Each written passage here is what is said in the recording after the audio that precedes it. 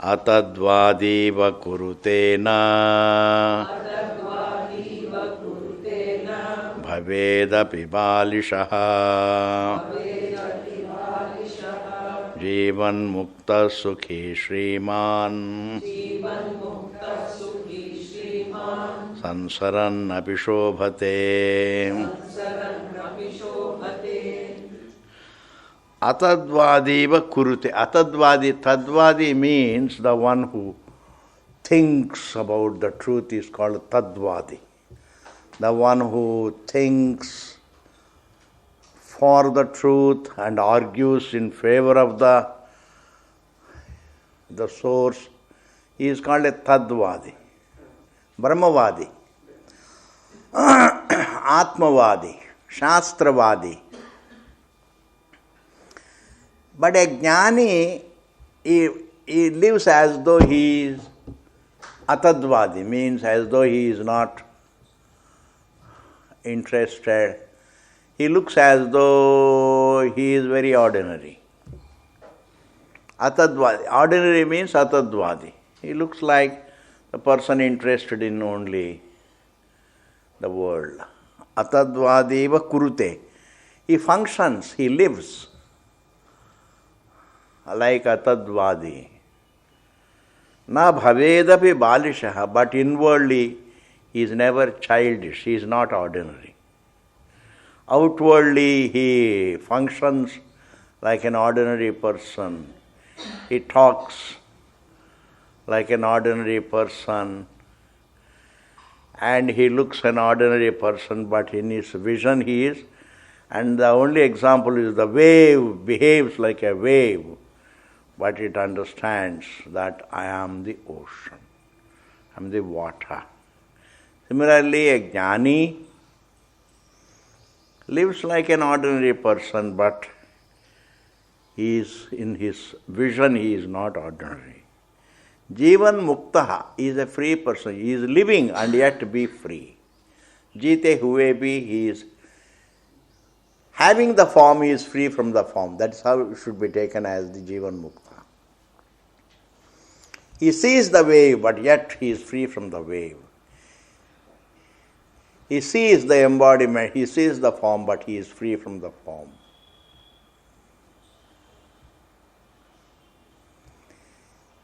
He sees time, but he is free from time. In this manner, that is called Jivan Muktaha. Jite hue bhi free hai. You cannot discover freedom when the form is gone, ji. That means only Jivan Mukta is possible. You cannot discern between the self and the non-self when the non-self is unmanifest. When the embodiment is unmanifest, you can't. If you close your eyes to the snake, then you can't discern between the rope and the snake. I have to discern between the rope and the snake when I am seeing the snake. I have to beat the iron when it is hot.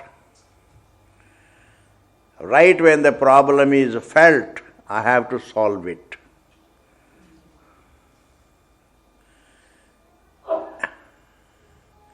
Material problems, you can take precautionary step. But when it comes to solving the self-error, you have to solve it when it is felt. You can't solve it when it is not felt. You can't discern between your existence and the error when the error is not felt. Therefore, you can't discover freedom after death. You can't think and understand yourself after death. After death again a rebirth begins. And during that next birth, when the embodiment is manifest, there is opportunity again to discern between the observer and the observed body. the seer and the seen body can be discerned. But in the next embodiment, I don't know what kind of embodiment I will have. I may have embodiment, but anyway there will be, I can't carry memory, I can carry only sanskara. Like when you go to the dream, you can carry only sanskara, the waking impressions. But you can't carry the waking memories. Memories are different from impressions. Impressions manifest. In whichever life I take, in that life the impressions can become manifest. But I may not remember the past. Memory is a faculty.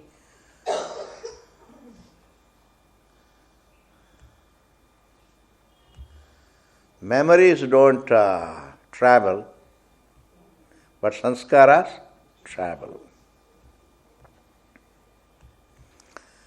So seeing the difference between memories and the sanskaras is very important. Therefore, a jnani atadvadiva kurute, he lives like an ordinary person.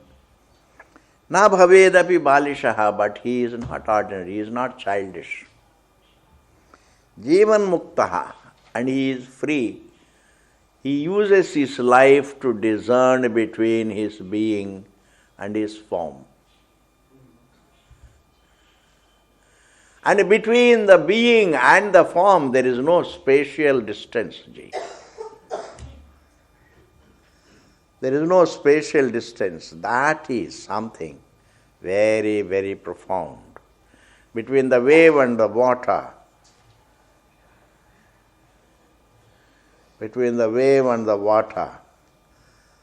there is no spatial difference. But yet there is a distinction. One is the substance, the other is form. Between the form and the substance, there is no spatial distance. Between the ornament and gold,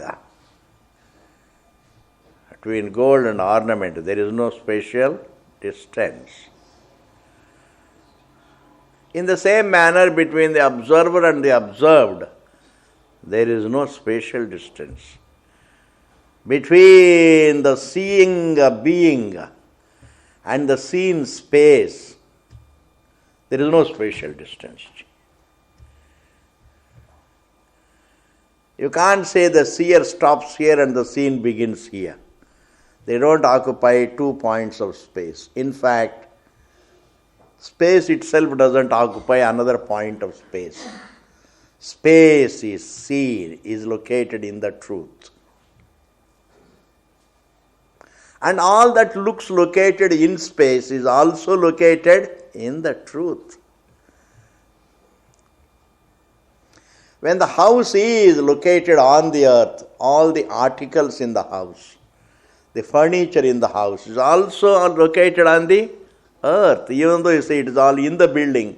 I say when the building is on the earth, then all the contents of the building are also on the earth. Thus, nothing occupies space. Everything occupies the truth, the seer. Like the entire dream occupies, it's located in the truth.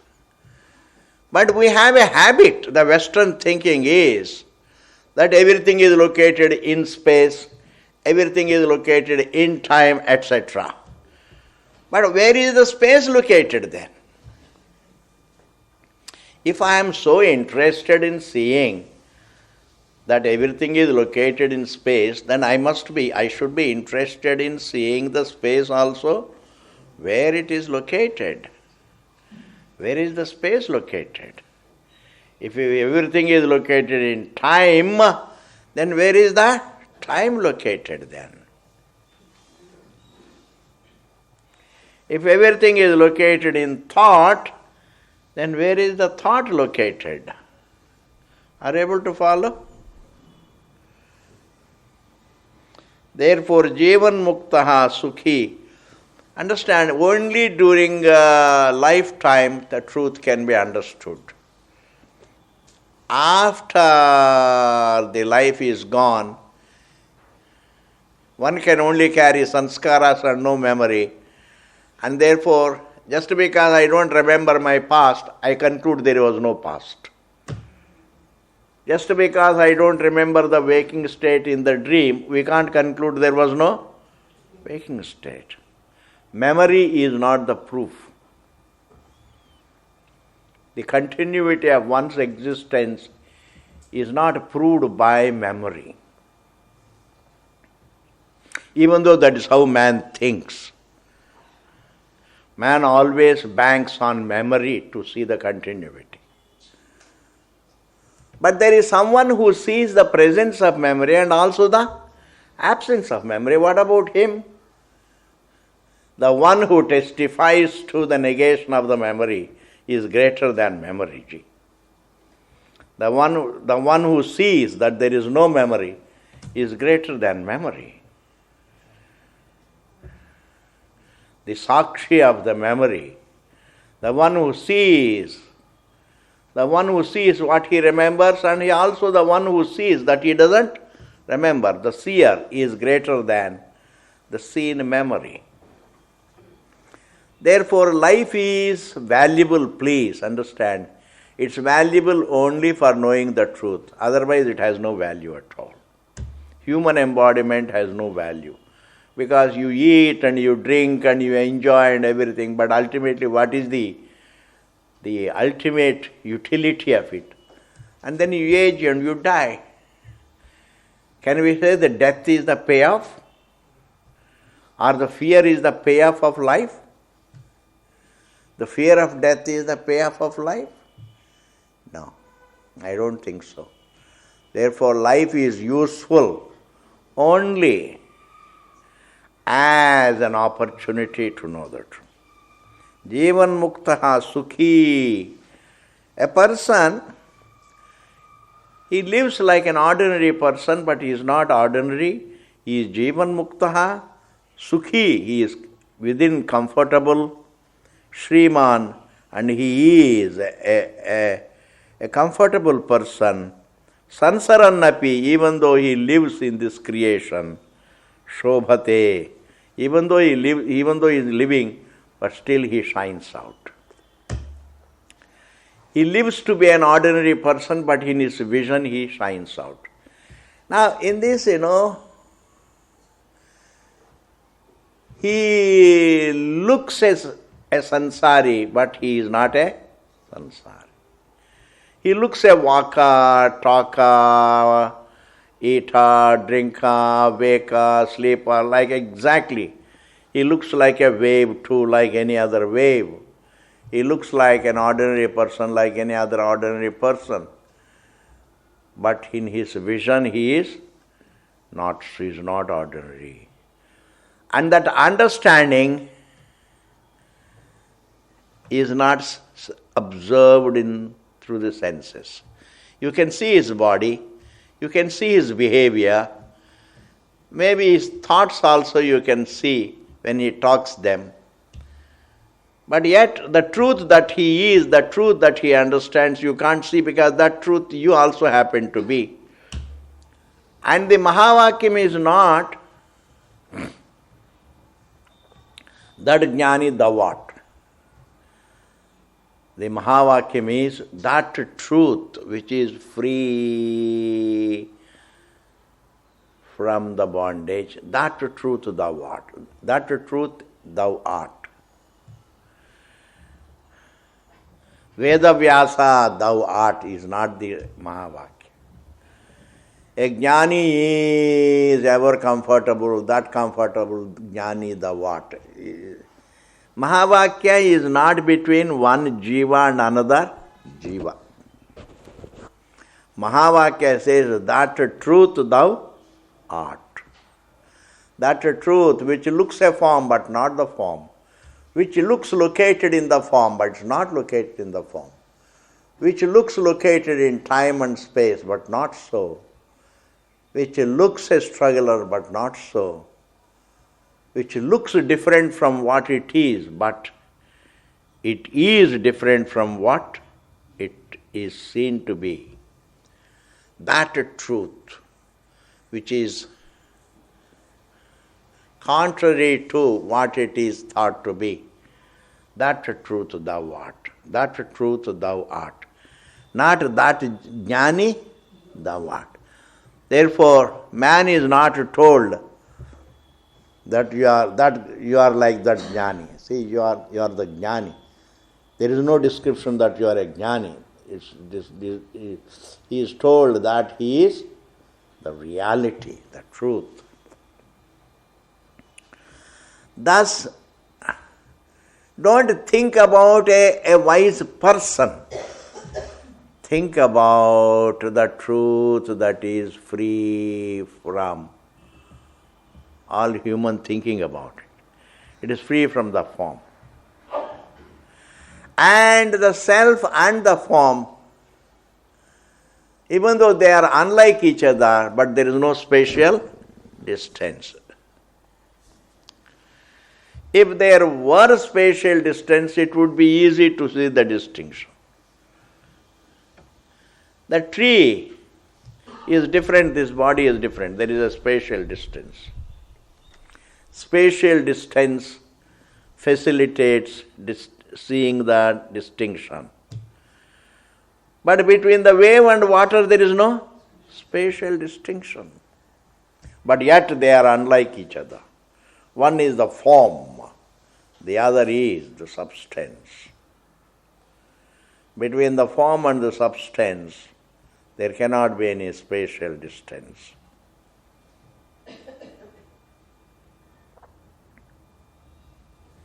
हाँ जी,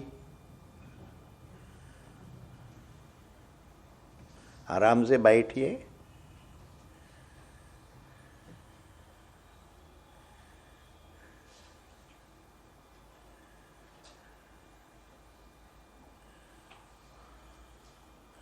When there is no spatial distance, and yet if I have to see the distinction, that is called spiritual reflection. Seeing the distance that is there between one object and another object is nothing great, Ji. Between this form and that form, there is a distance. Naturally, there is a spatial distance. Between one pot and another pot, there is a distance. But between the pot and the clay, there is no distance. Seeing the distinction between the form and the substance is called really spiritual reflection. Spiritual reflection is not seeing the distance, but seeing the distinction involving no distance. Then you are stranded. Then a human silliness has to disappear. That is something big. Between the wave and water, there is no distance. Similarly, between Ishvara, between the truth and one's mind, there is no distance. The mind appears in the truth. The body appears in the truth. The whole universe appears in the truth. So between the universe and the self, there is no spatial distance. Between the self and the space, there is no spatial distance. And therefore, thus understand, spiritual reflection is not, it is reserved for a very good thinking, profound thinking person. You can't be childish and also be spiritual. You can be childish and also be truthful, all right. But you can't be childish and think of the truth. Truthfulness is a value. There is nothing. Honesty is a value, there's nothing great about it. Honesty is a value. You can decide to be honest and you will be honest. There's nothing great about it. You can decide to speak truth and you can speak the truth. What is there? A virtue is different from spiritual reflex. Thinking about the truth is different from following a value, dharmic, ethical value. To be ethical is easier, that's nothing great. To be moral and ethical is not difficult. You can decide to be ethical, ethically correct. Next shloka ji. Nana vichara sushrantaha dhiro vishrantimagata na kalpate na janati na shrunoti na pashyati. Nana vichara sushrantaha.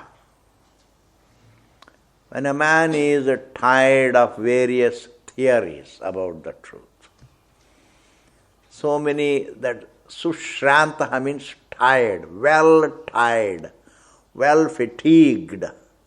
The search fatigues you.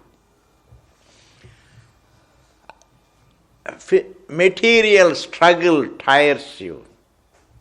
Searching for fullness, searching for comfort in this object, in that object, in that object, in that object.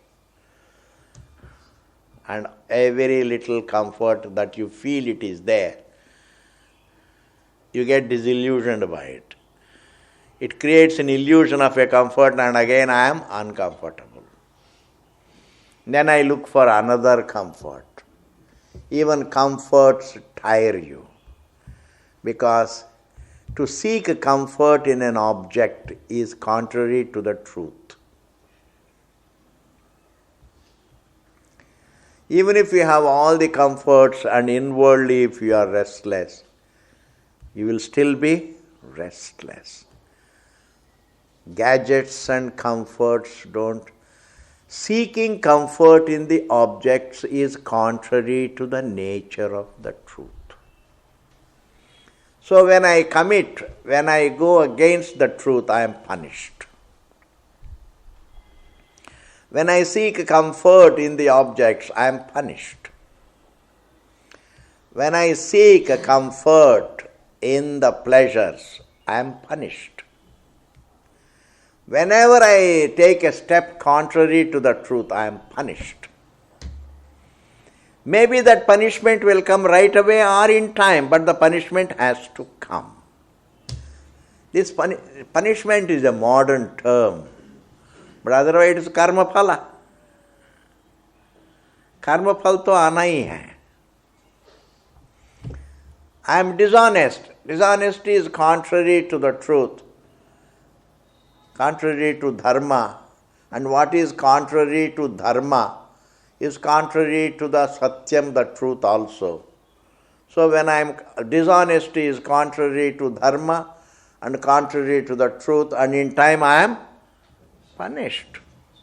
Maybe in this life, maybe towards the end of this life, maybe in the next life, because when it comes to one's existence, there is no dearth of time because he is eternal.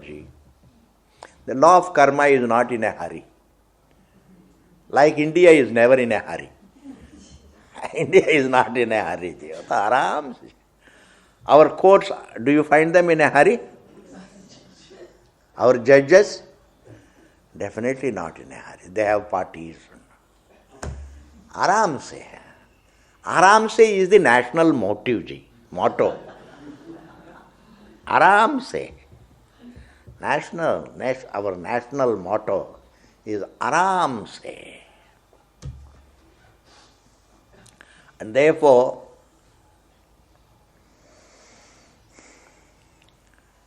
whenever we seek comfort in where it doesn't exist,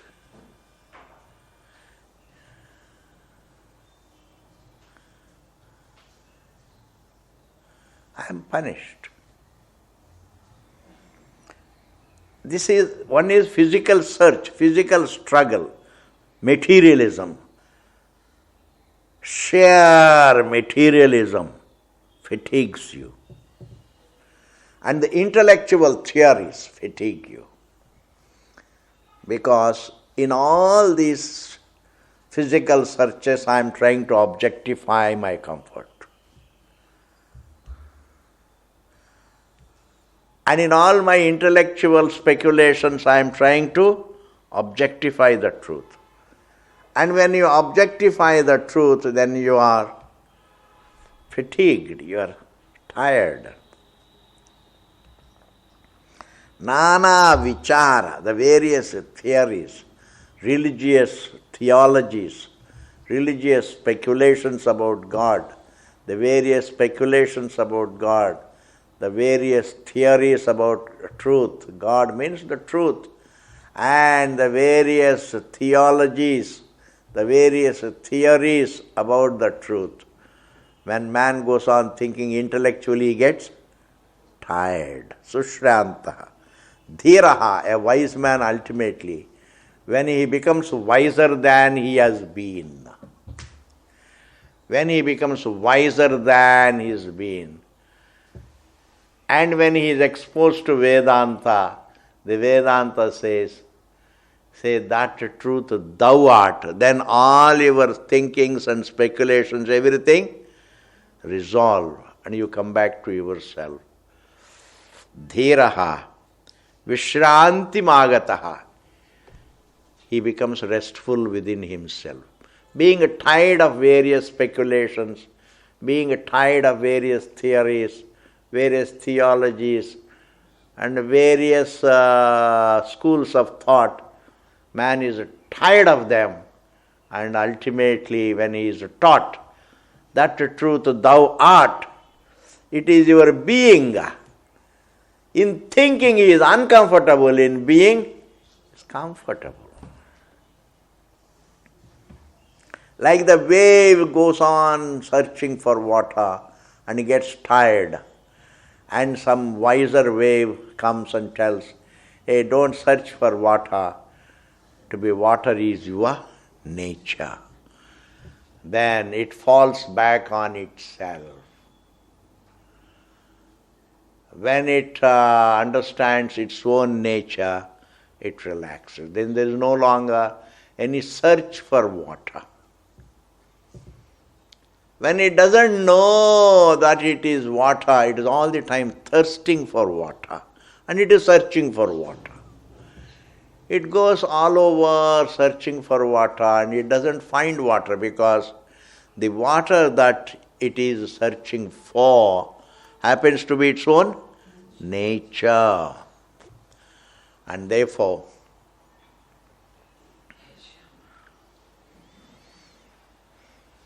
it doesn't find comfort and it comes back to itself. Like in sleep, you can't go on, supposing you go on speculating about sleep. That's not sleep, it's tiredness. Leave all the speculations and go back to yourself. You are peaceful. Therefore, Dhiraha Vishrantima, a wise man never indulges in speculations and theories and theologies. A wise man always takes into account his own existence in finding that. He discovers the distinction between the fatigue of thinking and the restfulness of being. That is the clue. That truth thou art. You are being that truth. What you think is different. What you are is the truth. What you are is the truth. And a person never becomes wise unless he sees the distinction between the thinking and the being. Like in the deep sleep state, you are not thinking, you are being. absolutely being. And if a person doesn't try to get the insight into thinking and being, he is not at all ready for Vedanta. In fact, the entire insight is into the distinction between thinking and the truth is already, one is already being the truth. What I think is different. What I think can change. What I am to be.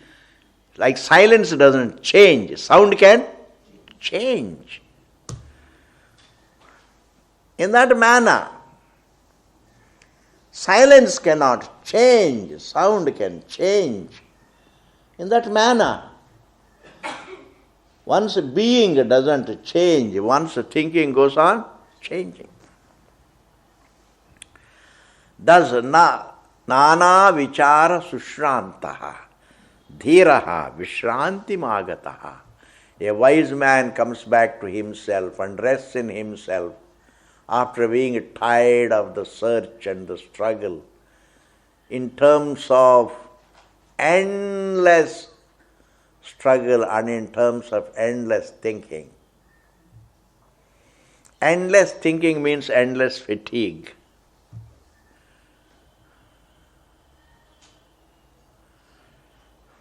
Na kalpate, a wise man, he doesn't imagine, na kalpate.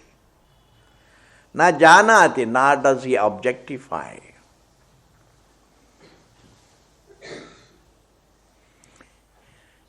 Even to objectify is a kriya. It's called a jnana kriya. To think is an action. To objectify is an action. Na shunoti, nor does he indulge in the act of hearing, nor the act of seeing. He understands himself to be choiceless being. He is not a seer, he is not a hearer, he is not a knower, he is not an imaginer. He is being. He is a conscious being. He is. He is. What the doings that he looks to be doing, the doings that he seems to be undertaking, all the doings, the actions that he seems to be doing, do not qualify his being. The movement of the wave doesn't qualify the water. The rise and fall of the wave doesn't qualify water. Na kalpate is free from imagining. Na janati, na shunoti, na pashyati. And therefore what is Mahavakya? That jnani thou art? No, that truth thou art. That truth, that being thou art. An individual is thought an individual. The truth is not thought, so truth is independent of thinking. Silence is independent of the sound.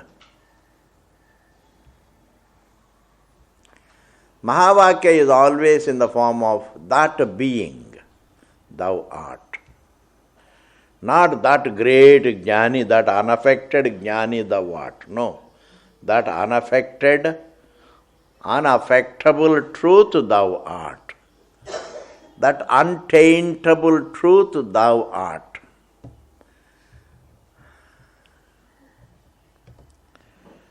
Therefore, the simile is not, it's not that you are like that, etc. You are thus untaintable, untainted self. That untaintable and untainted truth thou art. Next, ji. Asamadhera vikshepat.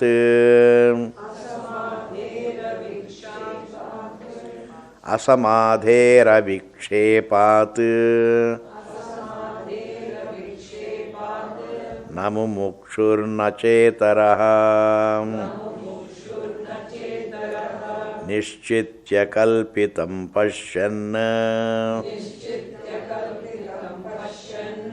brahmaivaste mahatmashaya.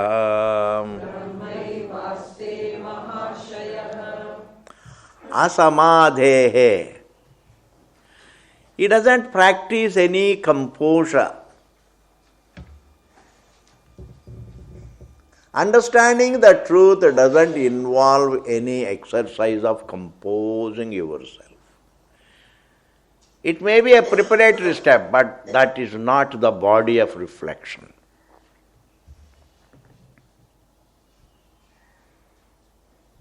The nature of reflection is not in the form of composing one's mind.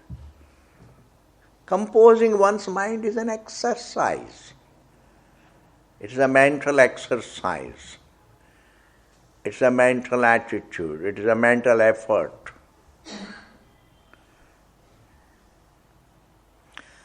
But the self-reflection is not in the form of, if you ask me, Swamiji, how do you define self-reflection? I can't define it as mental composure, no. These are all small things, composing one's mind, disturbing one's mind, being, as I told you, being truthful, being honest. These are all just mental values and mental exercises, mental attitudes. Nothing great about it. These are all ethics and exercises. But self-reflection is, as I told you, seeing the difference between the being and thinking. And between thinking and being there is no spatial distance. Between the form and the seer of the form there is no spatial distance. Therefore, asamadhehe, because he doesn't undertake any exercise of mental composure, abhikshepat, and also because he is not distracted. He is not distracted means truth is not vulnerable to distraction. Truth is not vulnerable to be disturbed. Truth is choicelessly peaceful, therefore it doesn't have to be composed. Truth is unlimited. You can't have any distraction from the unlimited to something because there is nothing else. Therefore, the idea of distraction itself is in the realm of avidyati. Distraction is an idea that is present within the realm of avidya. You can't have really distraction from the space. Try to distract. You are looking at the universe. Can you get distracted from the space? The space is unlimited. Yes, Swamiji, I get distracted from the space to the air. But the air also is in space. It's not something outside space. Distraction is always something, if you have to be distracted from the space, then you have to be distracted from the space to something outside space. But there is nothing outside space. Therefore, distraction from the unlimited is not possible. For the truth, there is no distraction, there is no disturbance. That truth, thou art, is the Mahavakya. That truth, that unlimited being, thou art. May you look at yourself, keeping in view this teaching. May the wave look at itself, keeping in view the teaching of a wiser wave that thou art the water for which you are struggling all over. Thou art the water for which you thirst all over. Thus, keeping in view what Vedanta says, look at yourself. That amounts to verifying the teaching. Asamadehe, avikshepat, na mumukshu. Truth is not something that craves to be free. It is choicelessly free. He is explaining in every verse, he is glorifying an individual. But I am explaining everything as pertaining to the truth, please.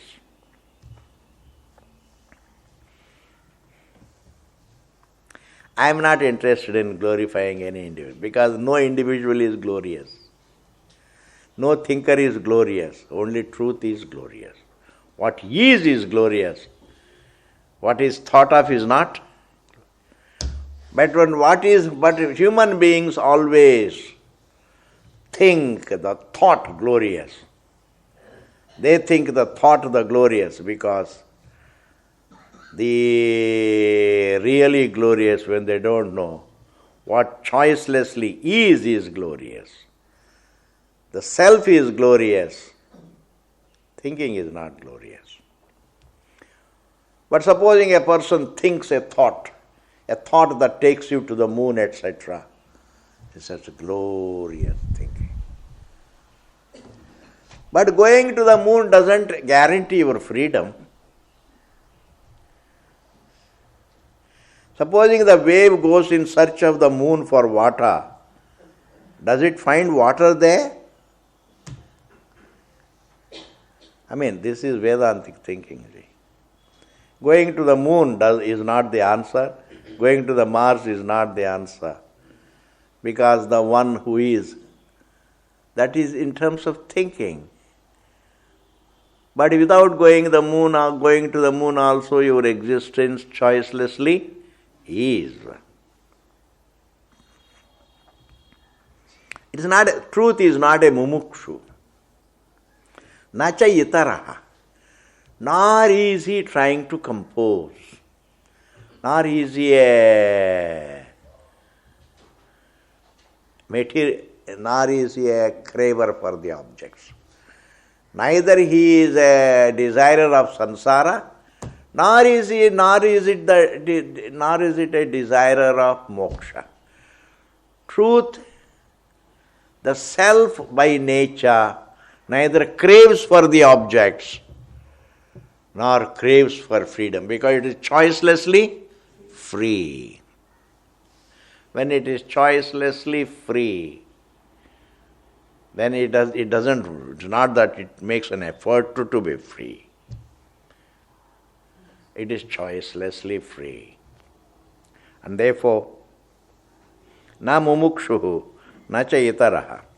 That truth thou art. The truth that is choicelessly unlimited, choicelessly free. That truth thou art. Not that individual who is neither a mumukshu nor a desirer of samsara, that individual thou art. No. Because the glory belongs to not the thinking, not the thinker, but the being. I want you to see this distinction. Yes, Laukika, empirically, thinking is valued, but Vedanta values what is the truth. Understanding what is spirituality. Thinking, a convenience. Thinking, a pleasure. Thinking, an object. Thinking, a machine. Thinking, a law. Thinking is doing, that is kartritvam. Whereas the truth is akarta. Na mumukshur na chetaraha. That truth thou art. Therefore,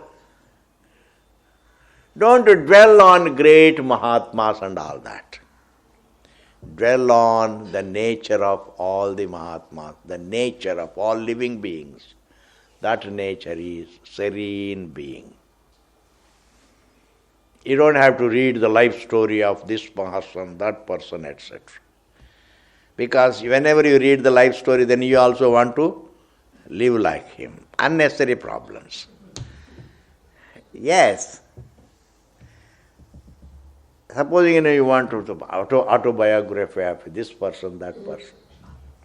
No autobiography is totally true. A few bluffs are mixed. Because otherwise it can't sell, If you tell the truth as it is, nobody is going to buy it. A few lies you have to tell in every autobiography. Therefore, don't be interested in somebody's life or somebody's biography or somebody's autobiography. It's all meaningless. It's all common sense, Ji. You go by, use your common sense, use your reasoning, learn to live. And you will have the insight that no thinking can match the being, because thinking presupposes your existence.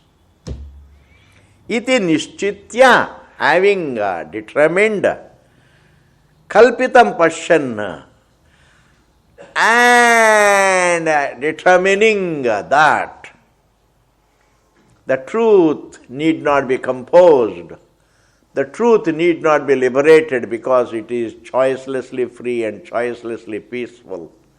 Iti nishchitya, understanding this, kalpitam pasyan, and seeing that all that is seen is kalpitam.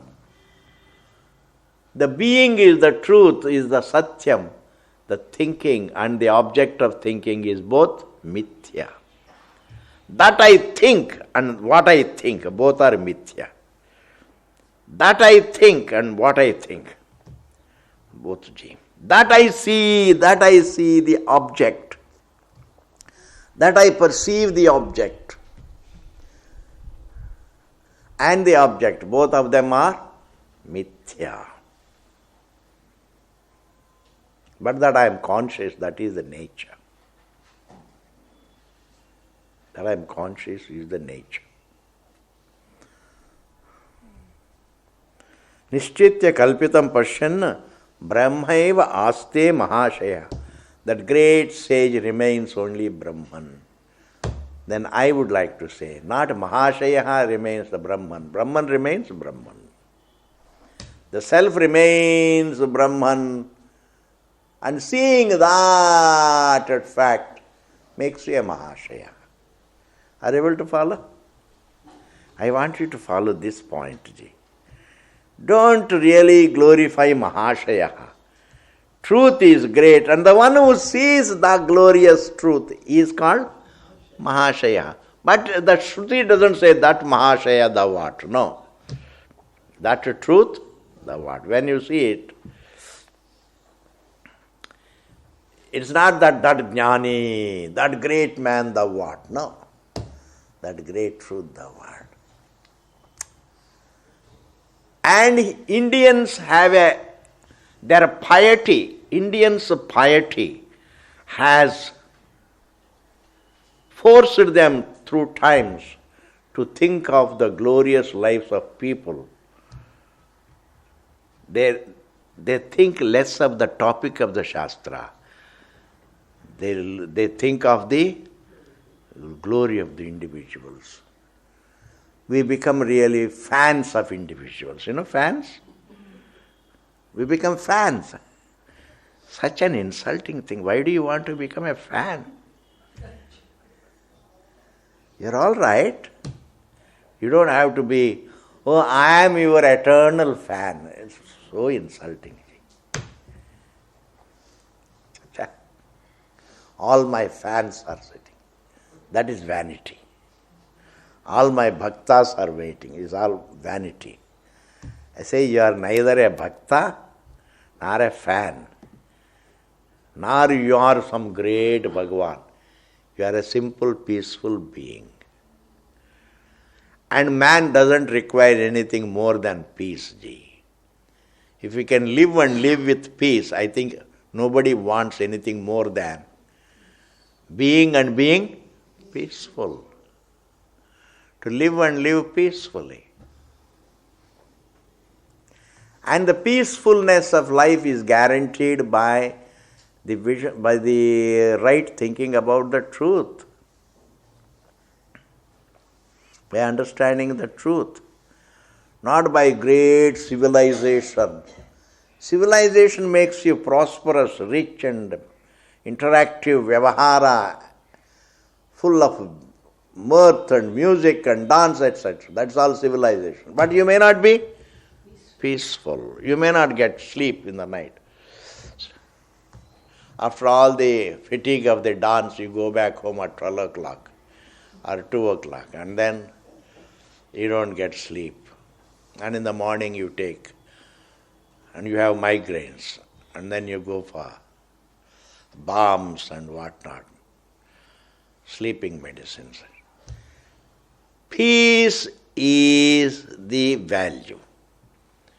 And the nature of the truth is to be and to be peaceful. No amount of civilization can give you the comfort of being peaceful.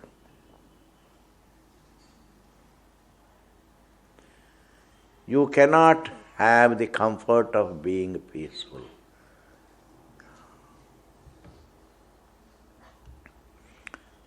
This is over, Ji.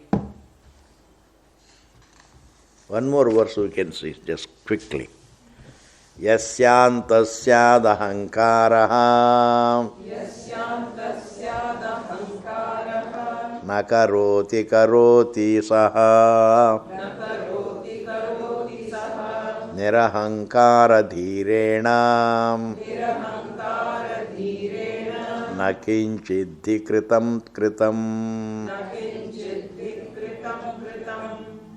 A man, yasya anta syad ahankara, a man with a lot of ahankara. A man who is, ahankara means self-ignorance. Here ahankara does not mean vanity, etc. The self-error, in whose case the feeling that I am the form is intact. The error that I am the form is intact. I am the form, I have no existence beyond this form. The one who thinks like this is that thinking that like that is what is called ahankara. Na karoti karot, so such a person, even if he doesn't do, na karoti, even if he doesn't do, but still inwardly he is struggling.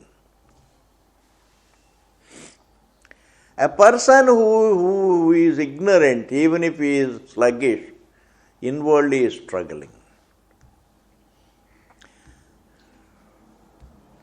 Nirahankara dhirena, by a person who is free from self-ignorance, self-error, na kinchiddhi kritam kritam. Even if it is kritam by him, even if an action is done by him, there is no struggle in him. Nothing is being done. A jnani's action is effortless, and ajnani's even relaxation is full of effort.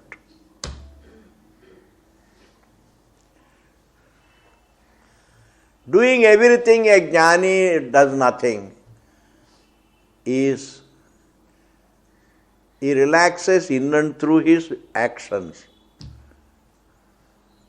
Whereas an ajnani struggles in and through his leisure. Even when he is not doing anything, he is still struggling.